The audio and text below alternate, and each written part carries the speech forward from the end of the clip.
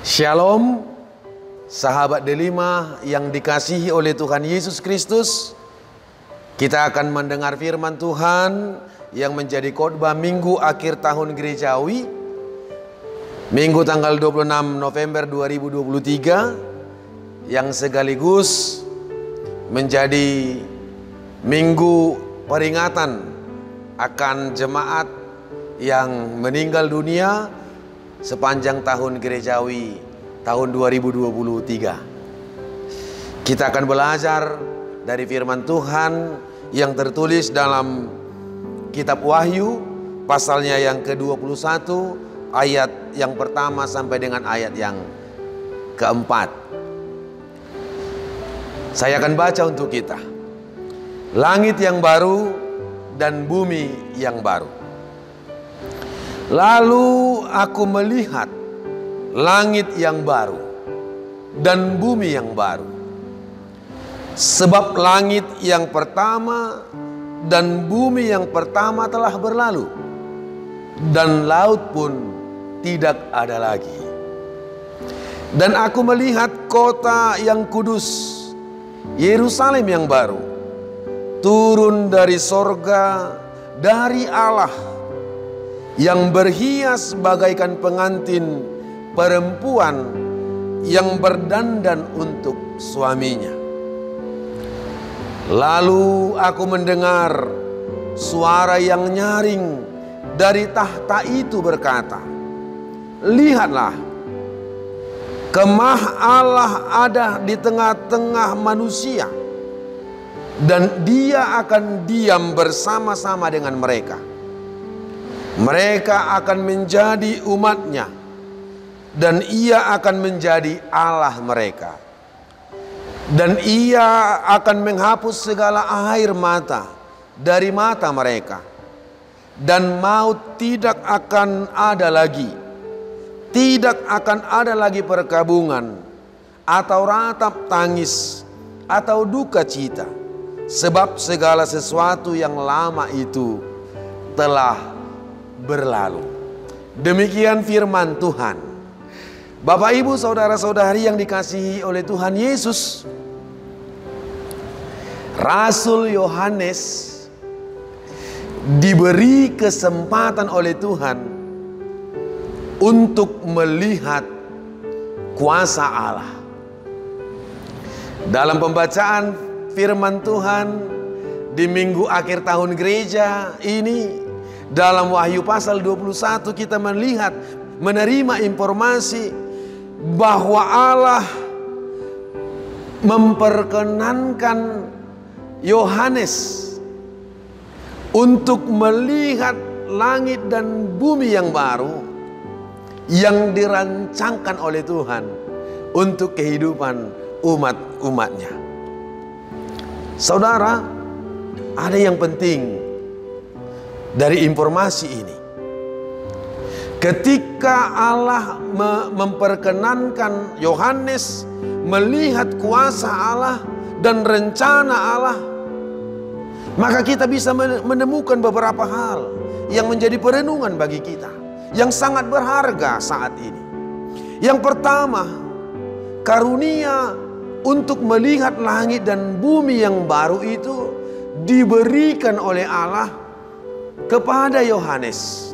Itu bisa kita lihat dalam dalam kitab Wahyu pasal yang pertama, ayat yang pertama. Wahyu Yesus Kristus diberitahukan, ditunjukkan kepada Yohanes. Pertanyaannya, di mana Yohanes menerima wahyu ini? Dari buku yang saya baca, para peneliti Alkitab sepakat bahwa wahyu ini diterima pada saat Yohanes terbuang ke Pulau Patmos. Dia menderita, dia terbuang karena kesetiaan kepada Allah, karena kesetiaan kepada Injil Yesus. Penderitaan yang dialami oleh Yohanes menjadi pintu gerbang baginya untuk melihat kemuliaan Tuhan. Kesetiaan iman Yohanes menjadi jalan baginya, sehingga kesempatan berharga boleh dia nikmati, boleh dia lihat, boleh dia rasakan. Maka yang pertama, ketika kita merenungkan firman ini, maka kita diajak untuk melihat bahwa pengorbanan, penderitaan yang dialami Yohanes ketika dia setia kepada Tuhan tidak sebanding dengan upah yang dia terima yang begitu besar, yang sudah dipersiapkan oleh Tuhan bagi dirinya. Maka orang percaya itu harus setia. Orang beriman itu harus setia. Sebab kesetiaan adalah jalan bagi kita untuk melihat karya maha besar yang sudah direncanakan oleh Tuhan dalam kehidupan kita. Penderitaan akibat kesetiaan kepada Yesus membuat Yohanes terbuang ke Pulau Patmos, dan pada saat dia mengalami kepahitan akibat perjalanan imannya itulah, maka Tuhan berkenan menunjukkan kasih-Nya yang besar kepada dia. Maka ini menunjukkan kepada kita, mengajak kita Bapak Ibu, bahwa jangan pernah takut untuk setia kepada Tuhan. Jangan pernah ragu untuk beriman kepada Allah. Meskipun kita harus mengalami penderitaan, meskipun kita harus kehilangan segala-galanya, meskipun kita harus kehilangan apa yang kita cintai, apa yang kita sayangi, sebab apa yang kita pegang, apa yang kita pertahankan di dunia ini tidak sebanding dengan upah yang Tuhan sudah sediakan bagi kita. Kesetiaan Yohanes ini berbuah manis. Kesetiaan Yohanes menjadi persembahan kepada Tuhan. Maka di minggu ujung tahun gerejawi ini, ketika semua akan berakhir, maka Tuhan mengajak kita melalui firman ini, setialah dalam kehidupanmu kepada Tuhan. Sebab ada kehidupan baru yang Tuhan akan sediakan bagimu. Bukan hanya seperti yang engkau sudah nikmati di dunia ini, tapi jauh melebihi sukacita yang akan dialami oleh orang-orang yang sudah diselamatkan itu. Apa langit dan bumi yang baru itu? Bagaimana situasinya?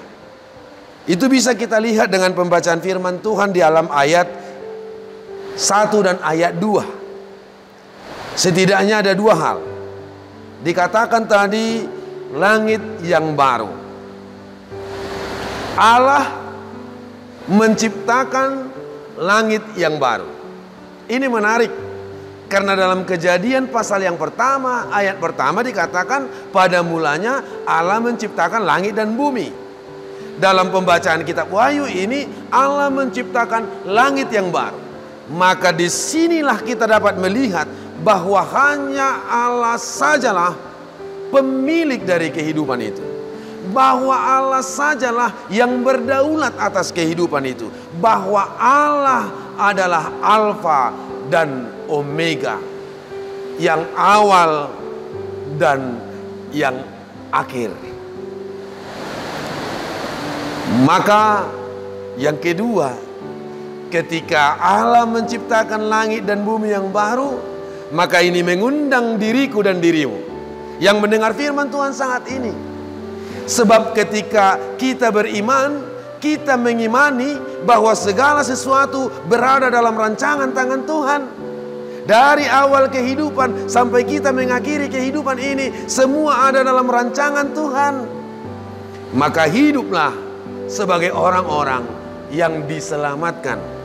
Setialah beriman dalam kepercayaan untuk mengikut Tuhan. Jangan mau lagi kita mengorbankan iman hanya untuk jabatan, mengorbankan iman hanya untuk kekuasaan, mengorbankan iman hanya untuk keinginan yang ingin kita peroleh dalam kehidupan. Sebab semuanya itu tidak sebanding dengan kemahakuasaan Allah yang akan kita rasakan dalam langit dan dunia baru yang Dia ciptakan. Sisi kedua, dalam langit dan bumi yang baru itu kita bisa menemukan dikatakan yang lama telah berlalu, laut pun tidak ada. Dalam pasal yang pertama, ayat yang pertama, pasal 21 kitab Wahyu ini. Langit dan bumi yang baru yang diciptakan oleh Tuhan menghapuskan penderitaan yang selama ini menakuti, menghampiri, membuat kehidupan orang-orang yang percaya itu penuh dengan kegelisahan dalam hari-hari kehidupannya. Ketika Allah mengatakan, ketika Yohanes memperoleh kesempatan untuk melihat rancangan Allah ini, di mana Allah menciptakan langit dan bumi yang baru, yang lama sudah berlalu dan laut pun tidak ada, maka Allah mengatakan kepada Yohanes sebenarnya bahwa sesungguhnya kehidupan itu, rencana pemulihan yang dirancangkan oleh Allah ini, bahwa Allah sendirilah yang akan memerintah dengan kuasa dan kemuliaannya. Teokrasi Allah ini ditunjukkan dengan perkataan Allah akan diam, hadir bersama-sama dengan mereka, dengan umatnya. Teokrasi Allah ini merupakan gambaran kehidupan yang baik, yang terbaik, yang tidak akan bisa dirusak oleh apapun. Sebab Tuhan sudah berada bersama-sama dengan umat pilihannya, umat yang diciptakannya dan umat yang ditebusnya. Maka ketika Allah hadir, diam bersama-sama dengan kita, janji Tuhan mengatakan, firman ini mengatakan, air mata akan dihapuskan, maut tidak akan ada lagi, perkabungan, ratap, tangis tidak ada lagi, karena yang lama sudah berlalu. Maka imanilah itu, jalanilah kehidupan kita dalam hari-hari yang singkat ini sebagai kesempatan dan anugerah yang berharga dari Tuhan. Dan biarkanlah Tuhan memerintah dalam perjalanan kehidupan kita, supaya sukacita yang direncanakan Tuhan boleh menjadi bagian dari apa yang kita dapat rasakan dan nikmati. Saudara-saudari yang dikasihi oleh Tuhan Yesus Kristus, minggu ini adalah minggu akhir tahun gerejawi, mengajak kita untuk memahami bahwa segala sesuatu ada waktunya. Diajak untuk merenungkan perjalanan kehidupan ini, bahwa tidak ada apapun yang bisa kita pertahankan sebagai bukti keberadaan kita. Kekuasaan yang kita peroleh juga akan berlalu. Kesehatan kita akan perlahan-lahan menurun seiring dengan pertambahan waktu. Kekayaan juga bisa habis seketika ketika bencana dan penderitaan terjadi. Maka dalam minggu akhir tahun gerejawi ini, kita disadarkan supaya setiap orang yang percaya kepada Yesus, supaya setiap orang yang percaya kepada Allah, supaya setiap orang yang meyakini bahwa hidupnya direncanakan dan dirancang oleh Tuhan, maka berhenti untuk menggantungkan hidupmu terhadap apa yang bisa diberikan dunia kepadamu. Berhenti untuk tidak menghabiskan hari-harimu dengan segala sesuatu yang sia-sia. Sebab dalam pemerintahan Allah, dalam kerajaan Allah, dalam langit dan bumi yang baru, tidak ada yang percuma yang dilakukan oleh manusia itu. Sebab segala sesuatu yang terjadi sudah dikendalikan oleh Tuhan, karena Allah memerintah dalam kehidupan kita. Maka poin terakhir dari pembacaan firman ini, yang ketiga adalah apa yang harus kita lakukan ketika kita mengetahui bahwa semua akan berakhir, yang lama akan berlalu dan yang baru sudah datang.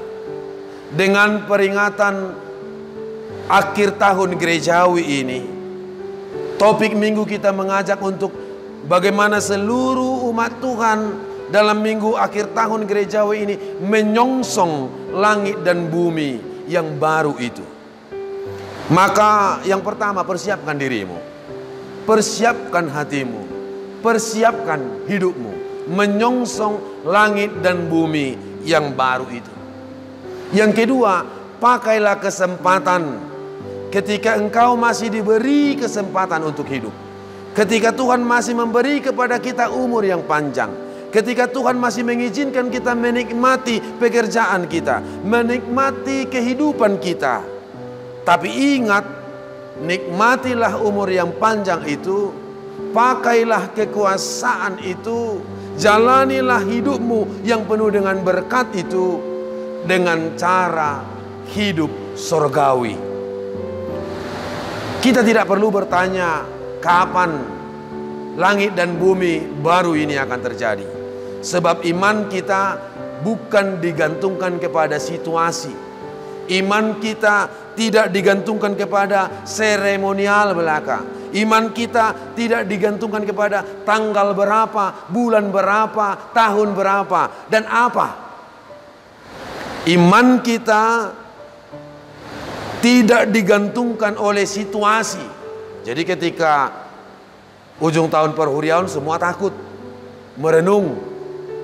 Tapi ketika ujung tahun perhurian sudah berlalu, maka semua bebas sesuka hati menjalani kehidupannya. Orang beriman tidak seperti itu. Kita tidak perlu menyusahkan diri seperti orang lain, mencoba menyelidiki, mencari kapan dan waktu bumi dan langit baru itu akan terjadi. Kita tidak perlu seperti mereka. Yang paling penting adalah ketika kita sudah tahu, sudah diberi kesempatan mendengar bahwa semua akan berlalu, maka mari kita menjalani kehidupan ini setiap saat, setiap hari, setiap minggu, setiap bulan, setiap tahun ketika Tuhan masih menganugerahkannya semua untuk kehidupan kita. Kita jalanilah itu dengan penuh sukacita, seolah-olah langit dan bumi yang baru itu sudah menjadi bagian dari perjalanan kehidupan kita. Menjalani kehidupan duniawi dengan cara-cara surgawi. Itulah panggilan dari firman Tuhan di minggu ujung tahun gerejawi hari ini. Selamat menjalani hidupmu dengan iman dan kepercayaan, karena Tuhan sudah diam bersama-sama dengan kita. Amin.